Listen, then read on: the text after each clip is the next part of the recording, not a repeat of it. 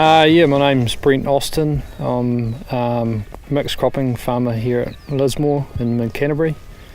We are about 530 hectares in 3 different blocks. The main block I'm 5th generation farmer on, so we've been there since 1901.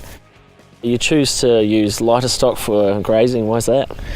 Yes, the last 4 or 5 years we've got rising 2-year-old heifer cows in for the month of May, when they come off their grazing at the start of May and before winter grazing 1st of June. So yeah, that works really well for us. They're a smaller animal, not as heavy. They don't do as much damage to the soil. We're on quite heavy soils here, so they can do a lot of damage. And that month of May is generally drier as well, so you don't get the rain and the pugging and the other issues. And for some of our crops, our grass seed crops, it's a good management tool to have those animals there to eat it at that particular time, so it works well for everyone. And what crops have you chosen to graze for the winter? We use oats mainly because it's a quick growing crop that you can get in easily after a cereal, and it grows, and it normally, once it's eaten, it normally actually doesn't regrow. The paddock we're in now, that regrow because the cattle moved across it quite quickly. There was a large number of animals and not a particular large amount of feed, but it's worked well that it's regrowing and it's now absorbing nitrogen that could be leached if we'd had some rain this winter, which we haven't really. Yes, so oats is one. It works in well with the other crops that we grow. It doesn't cause contamination issues with the seed lines we grow.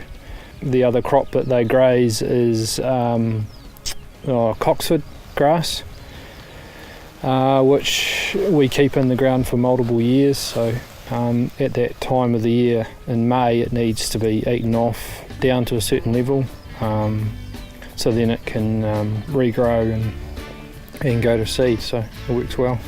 We do usually back fence if we can, depending on where the water source is for the cattle. Some of our own cattle that we've got, and we are grazing some sheep at the moment, we are back fencing those animals. Yeah, again, in relation to water, as long as we can keep water to them via trough or water race, then yes, we will do it if we can do it. In terms of the nutrients, this year we put in oats into anything that wasn't, any ground that wasn't, we weren't sowing in an autumn crop. So we made sure that we had something growing in every paddock. We've found out that our most vulnerable time for leaching nitrogen is the April-May period, where we don't tend to have anything growing or very little growing in most of our paddocks. So, and also the rest of the winter as well. If you have a wet winter and you've got nothing growing, then there's nothing to absorb the nitrogen, so it just gets washed out the bottom.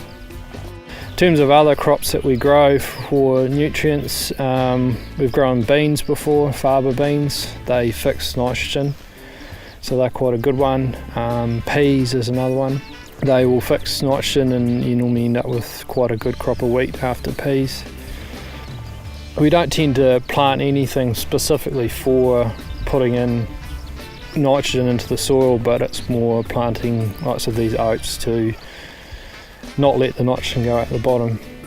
We've paid to put it on the top, so why let it go out the bottom? It's just wasting money, the way I see it anyway.